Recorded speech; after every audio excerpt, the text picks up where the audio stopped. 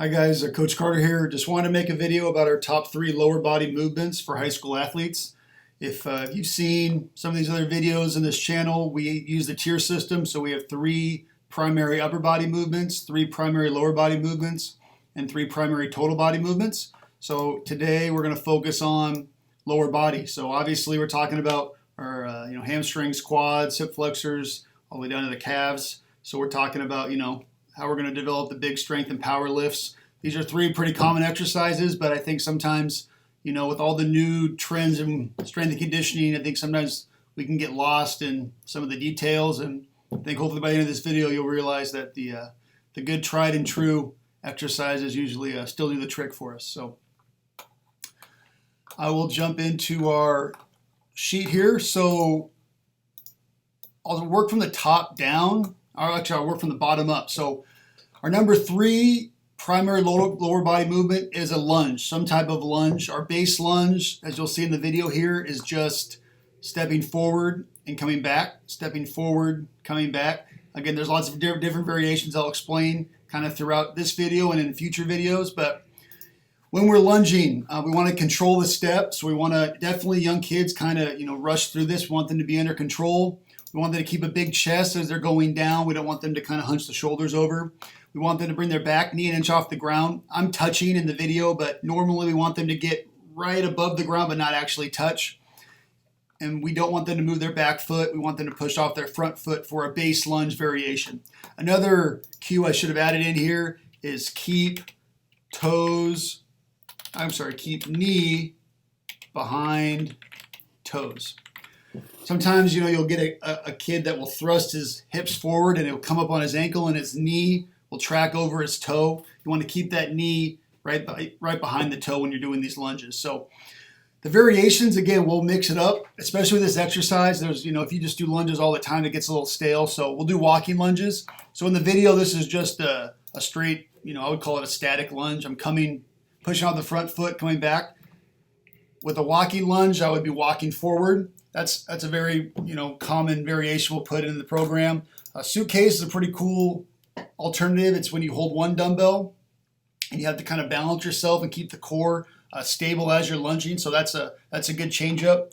Reverse lunges is now I would be stepping backwards instead of forward. So when I'm working the forward lunge, I'm working a little more anterior, a little more quad, a little more hip. If I were to do reverse lunges, I'll be feeling it a little bit more in the hamstring and glute. So just a good mix up. Forward lunges is definitely a little easier for younger kids to do. When you mix in the reverse lunges, it can be a little bit awkward for newer athletes. And then we also do split squats, which is when we have our leg on the back of a bench and squat down. That's just working unilateral, one leg at a time. It's pretty much a single leg squat. And then we also do step ups as kind of a beginner exercise to progress into the lunge movement. So again, lunging with weights is obviously where we want to get the kids to. There's a whole lunge progression that I have not made a video on, but that's coming up of when we do, we get the kids in this movement without weights. We get them holding the bottom of this movement. We get them going slowly forward and slowly back to kind of prepare the body for the actual lunge, because this is a little easier for kids to get into when they're new, but when you start throwing in variations and weights, you definitely want to make sure the kids have the movement down pat. So this is one of our favorites. Again, working unilateral strength. This is kind of indicative of how we're going to run on the field, one leg at a time, pushing off, eccentric and concentric contractions. So this is definitely one of the staples in the program. Quickly, let me show how we program lunges in the cycle. So we usually start with step ups week 1. That's kind of a slow progression, but then we'll go to just regular dumbbell lunges as you see in the video. Then we can progress to suitcase lunges. Then we can progress to walking lunges, and then I usually end with split squats. So this is kind of a more advanced program. If you got newbies in there, I would stick more to step ups and dumbbell lunges. And then maybe at the end of the 6 weeks, you can incorporate some walking lunges. But again, the idea, I think if you've watched enough of these videos on the channel, I don't just like to do the same lifts for 6 straight weeks, right? Kids get stale, kids get bored. I want to mix it up with some new exercises. So moving on to number 2, which is a favorite of most strength programs, is the deadlift. A couple of videos here. We'll start with frontal. So with the deadlift, our cues is want to keep, big chest, eyes up. Again, for me, when I say big chest, that instantly gets the shoulder blades back and kind of gets the kids in the right positions. I want the wrist to stay outside of the knees. This is a big one. Sumo squats, great exercise.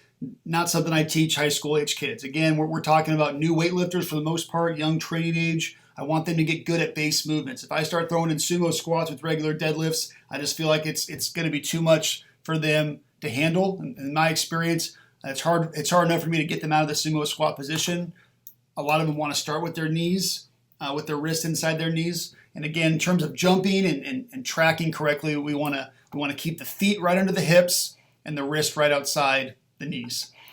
Want the weight to hit the ground on every rep. In the demonstration, I'm not using, I don't have plates on the side, so you're not going to hear a clank, but normally I want to hear a clank as the kids go down. I want to extend the hips and knees at the same pace, so I want it to be real fluid. If you see the butt kind of poking out, they're extending they're extending their knees too fast, which is no good. So we want them to have the knee and hip extension at the same pace to make it nice and fluid. And if they're doing really, really heavy loads, we want them to wear a belt. So this is just our traditional barbell deadlift. Again, eyes up, big chest, knees are tracking over the toes, but the feet are right under the hips, right? One common thing you'll see is when the feet start wide, okay, then the wrists want to go wide, and then it gets a little hard to grip. I do use an alternated grip, so you can see, I don't want to move my cursor over, but one hand is, getting on the screen here, one hand is forward and one hand is back. Okay, so I do use the alternated grip. If kids want to use pronation, that's fine. Obviously, I don't want to have the supination because then they'll start using their biceps in there. But I've heard some coaches say I want them to always use palms facing the ground or palms facing the body to get a clean dynamic going. For me, when you get really, really heavy loads on the deadlift, the alternated grip for me helps. I've found some success teaching it to the kids. So I don't really overcoach it as long as we're not seeing palms away from the body. I don't want to see that. So palms can be facing the body, or I can use alternated grip. Again, just keep a nice smooth pace. I'm not using any weight here, but again, let me show you guys the side view just so you can get an idea of the tracking. So again, the butt and the hips should be coming up at the same time. Bar is nice and tight to the body. Again, nice neutral spine position. Again, eyes are up. Once the head goes down, the spine rolls, which we don't want. Heels are on the ground, a nice fluid rhythm. Okay, for the variations, and we do have a few here. We have a hex bar. This is by far probably the most, for me, the most common variation we use. If you have young lifters, I recommend hex bars to start. As you can see here, the weight is in front of my body with the barbell. It's going to put a little more stress on my lower back, which is fine as long as the kids have good form. But for newer lifters, it's a little more centered with the hex bar and it's a little easier to lift. So I find a lot more success teaching young kids on the hex bar and then progressing to the barbell. Both lifts are great when they're done correctly. So if you're lucky enough to have a bunch of hex bars and barbells in your weight room, I will go hex bar, then to barbell. If you only have one or the other, it'll still get the job done. Deficit deadlift is a little more advanced. If you had like a padded mat you could stand on, you would be pulling from a little further position, so it's a little more stress on the hamstrings, low back. Okay, a little soapbox on RDLs. Okay, I don't teach barbell RDLs to the high school age group. Again, talking about young kids. To me, there's too much similarities between the two movements, a barbell deadlift and a barbell RDL.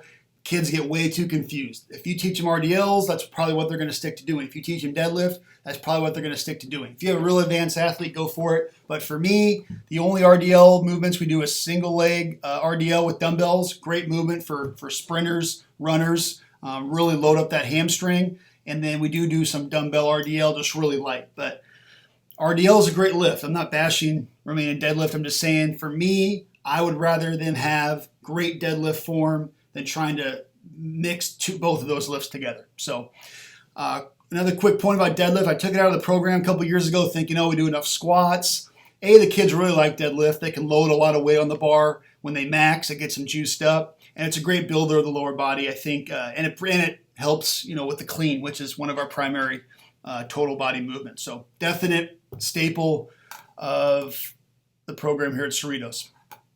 Okay, and the final lift is the squat. I have to have it, in my opinion. I know, front squat, back squat, they're not, to me, you get a lot more load with the posterior chain. You can get a lot more weight on the bar with the back squat. We do front squats. We like front squats, but I did hear a coach at a clinic years ago say, this is a college level coach, says he retired back squat. He only does front squat with his athletes. And to me, it just didn't make sense. I just, for this age group, you're moving them through full range of motion. You're really developing lean muscle, lean mass. You got to get them squatted, in my opinion. So for the cues, big chest, eyes up.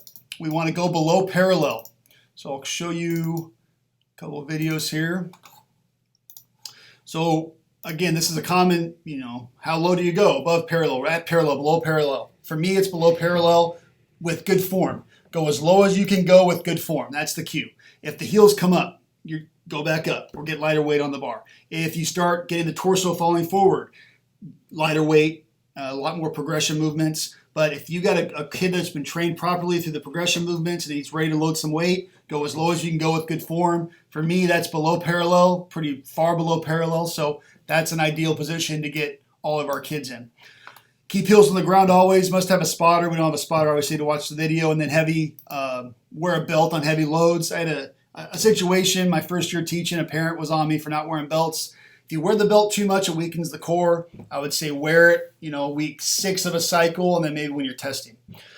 So some variations. Let me just show you a little bit more of the video. Again, no weight, so just to emphasize the technique. We do a lot of bar work. So you'll see the kids here doing a lot of bar work, even if they're really advanced. But I feel like get the movement patterns fluid.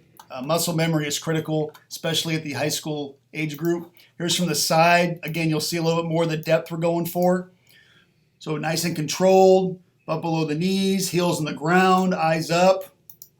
Again, I'll say go down with control and explode up. I don't want them going down too fast because sometimes they won't get out of the sticking point, won't get out of the hole. I have had situations where kids go down so fast that they kind of lose their balance. So down with control, explode up. And again, you can see here, if I had every kid in the weight room getting that low with that form, I'd be a happy coach. Obviously, it takes a lot of time to get there, but still trying to lead by example. I know I don't have any weight on the bar, but for me, I'm happy with that.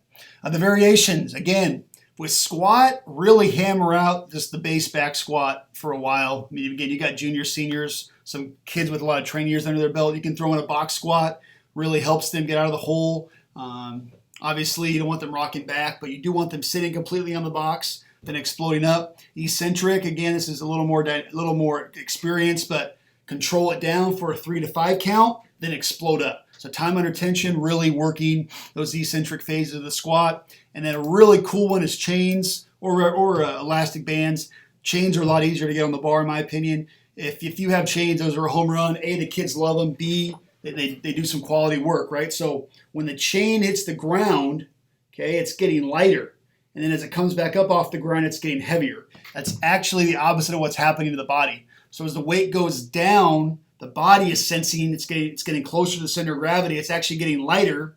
And then as you come out of the hole, it's actually getting a lot heavier because now you're pushing away from gravity. So the chains are going to really increase that power output because you have something on the bar. A, it's a little bit more weight, but B, it's actually working against how your internal body's feeling that weight. So home run, if you have a great AD and he has some money to spend, tell him to buy some chains for you.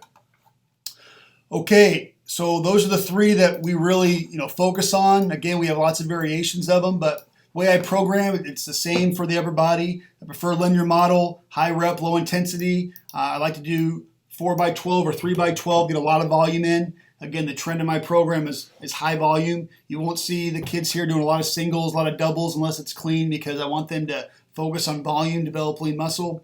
Again, as the weeks go on, we gradually decrease volume, and percentages will only be used for deadlift and squat because those are 2 of the lifts we test. So if you want to quickly, just take a peek at squat on an example program.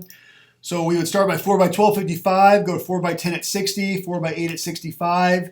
Again, if you got some advanced kids, throw in a box. This would be week 4, week 5, week 6. So we stop at 4x4 at 80%. We can go 4x3, 85. To me, 4x2 at 90 for this age group, unless we got like the end of the season going on. We're really just trying to peak out for power. Again, if we're just talking off season, we'll stay at 4x4 at 80%. And then for deadlift, it's almost exactly the same, except we would be throwing in hex bars and barbells. We would mix it up. Your kids will lift more weight on the deadlift with the hex bar, so be consistent the way you're testing. If you're testing deadlift, don't have some kids do hex bar, some kids do barbell, because the numbers will be different. Kids will lift more weight with the hex bar, so make it consistent. If you're trying to get kids excited about getting stronger, getting some weight on the bar, throw them in a hex and get some excitement going. If you got a more mature, seasoned group, get them on a barbell and that would be a little more conducive to some real. They're both getting the kids stronger, but hex bar maxes will be higher. So again, this is a critical part of your program, lower body lifts. There's a lot of stuff out there, and I think when I was coaching at Southwestern, the strength coach said, Brad, functional movement, I'm not a big functional movement guy. I want the kids to get strong. And obviously he was a football coach, and it's just true. I mean, if you're hitting squat and deadlift, total body every 6 weeks and then test, your kids are going to get some mass and get strong, get excited. So I think hopefully, these lifts will be helping you guys out as well. I'm sure most of you guys already do them. So, all right, thanks for watching.